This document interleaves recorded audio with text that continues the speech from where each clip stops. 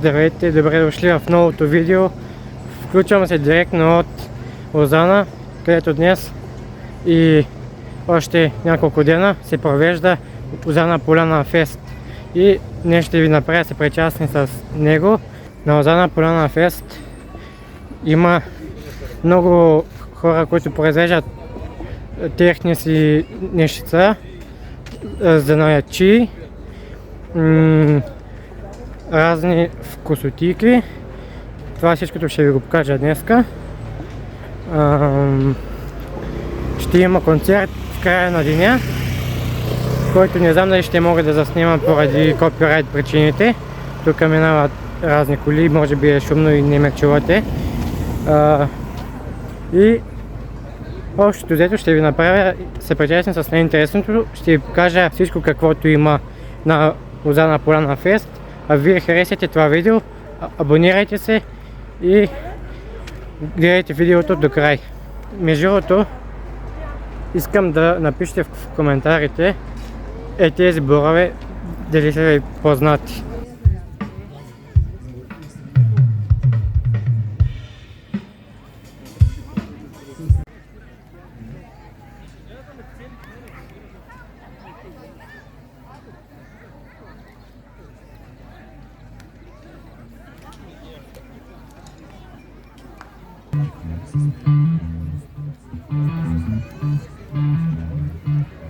Винаги като посещавам Лозана Поляна Фест ми е едно така много яко. Тук е много спокойно, колкото и хора да има. Има особена чиста енергия, която ти влиза в душата и много яко, много яко. Препоръчвам да дойдете някоя година тук. Много е яко.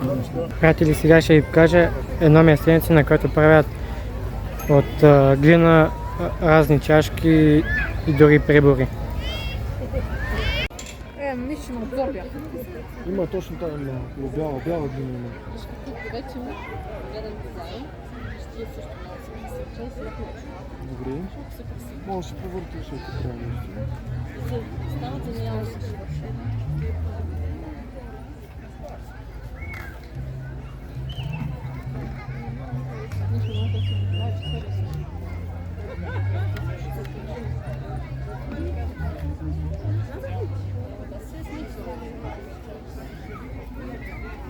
Ще се чупи. По-скоро ще се смачка.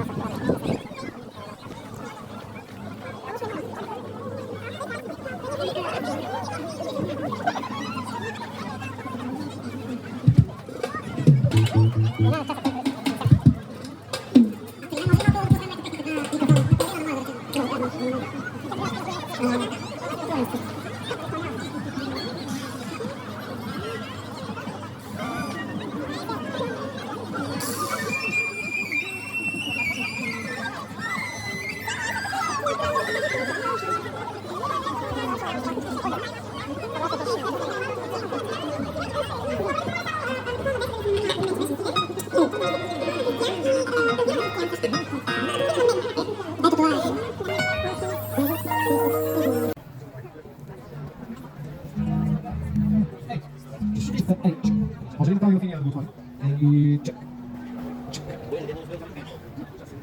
Ej, tak, powiedz, może papkę musimy. Ostry, mam czas, więc wszystko. Ej, jeszcze ruletka, no to ostry każda.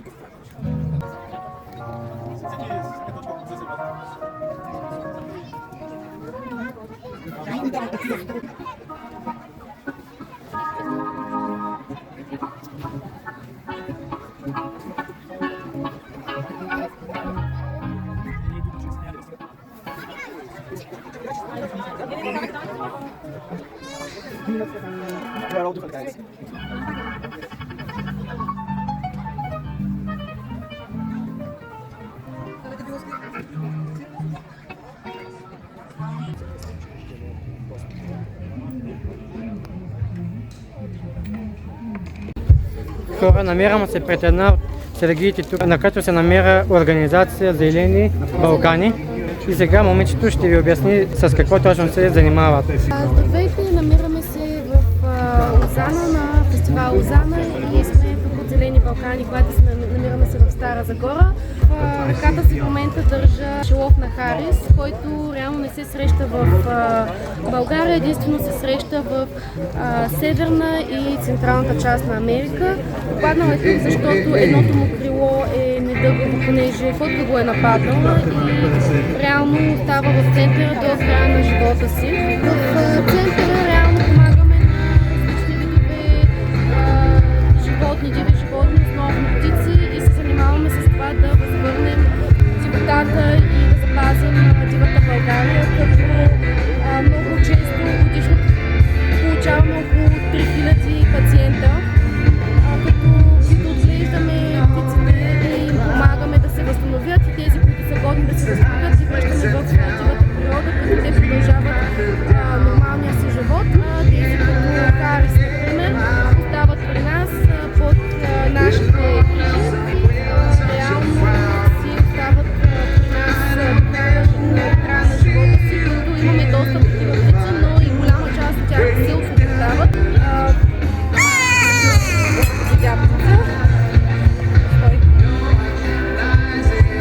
Ние сме екип от доброволци и от хора, които просто искат да помогнат по всякакъв начин да помогнат на това, на тази фундация да се развие. Центърът съществува от около 30 години и се прави на различни фундации, на различни дарения, на различни проекти. Така че ако има хора, които искат да участват, да помогнат като доброволци или да дарят, могат да влязат в центъра на Зелени Балкани и да помогнат по какъвто начин пожелаят. Добре, чухте момичето, много ви благодаря за това, което ми разказа.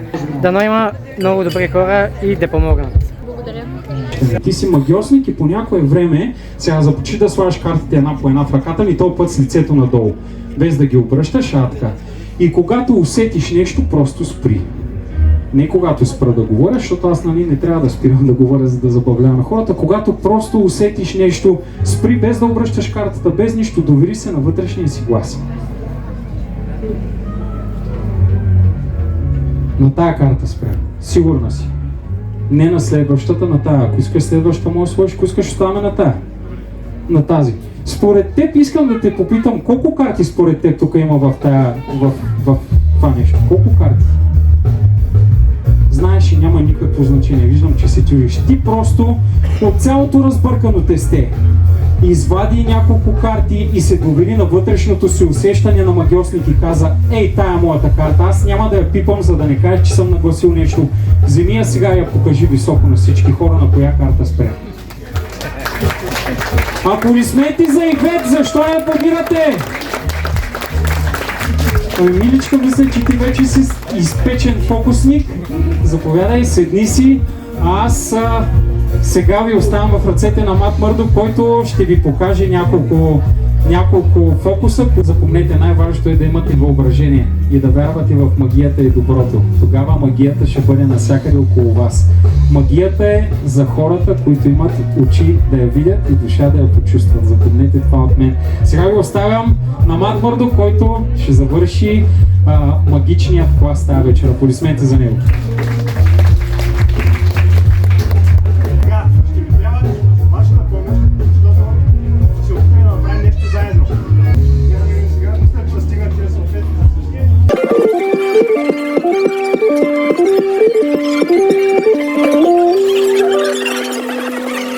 Сега, взимаме салфетките и трябва да повтаряте това, което правя аз. Разбираме салфетката. Имаме така. И сега, тук е една трудната част. Късаме салфетката през среда. Добре, просто виж, не стана много по среда. Сега късаме още веднъж салфетката. Късаме още веднъж. Както можеш, защото колкото вече става все по-трудно и по-трудно. Късаме още веднъж. Късаме още веднъж. И сега събираме всички парчета и ги правим на топче. Мачка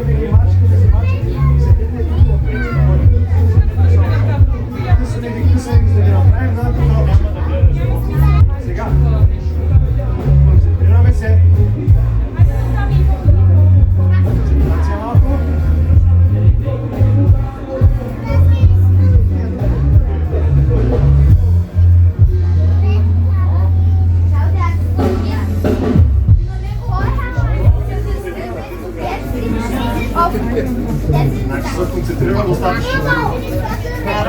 И салфетката отново е цяла. Искате ли да ви кажа защо не се получи? Защото има една малка тайна, която я казах в началото. Взимаш една салфетка, мачиш я на топче и я криеш в ръката. А другата салфетка я взимаш, разпъваш я, казваш на всички, че имаш само една единствена салфетка и ти всъщност взимаш две. Взимаме салфетката, късаме я. Просто специален на истината, да, така е. Късаме и когато направим достатъчно салфетки, за да направим сняг вкъщи, мисля, че е време да спрем. Идем всичките изпълчета и ги правим на топчето. Ги правим на топчето и остават заедно, но в даден момент просто сменяме топчетата. Без никой да види, сменяме топчетата, концентрираме се, правим магическия жест, штракаме и видиш ли, по магичен начин салфетката е отново цяла. Повтаряйте това, което правя. Гледай пач в края. Правим рибанска бутичка. Пускаме отпред. Имаме две дупки. Скарваш от ляво и скарваш от дясно. И сега, трудната част. Броим до 3 и тръскаме. Едно, две, три.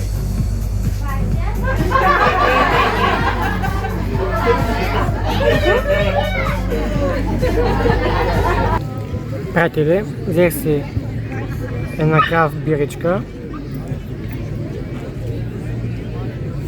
На здраве. Взех си и джобс кебабче за хапване. Какво му трябва повече, значи? Какво му трябва? Хубаво време, спокойствие, хубав въздух и нека живота си върви спокойно. Нищо друго не му трябва на човек.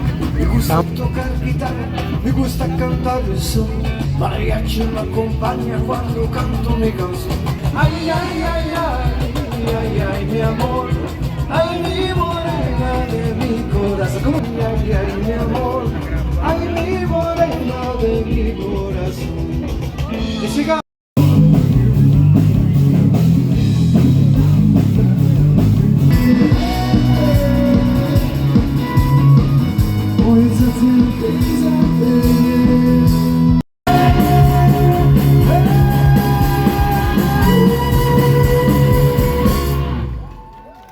Благодаря ви! Много сте красиви! Дигнете малко ръцете! Че за всичко има място и време. Много време. Приятели, тук приключва това видео. Надявам се ви е харесало. Това, което съм ви показал от Узана Полена Фест. Много от активностите обаче се оказа, че съм ги пропуснал, понеже са били в други часове, когато не съм бил аз там. Така че може да проверите в програмата какво още е имало. Ако ви е интересно да разберете, харесайте това видео, абонирайте се за канала и ме последвайте в Instagram, защото когато направим 1000 абоната тук и минимум 1000 последвания на профила ми в Instagram, ще направя група, в която ще може да си общуваме заедно. Така че направете го. Ще се видим следващата събота. Чао!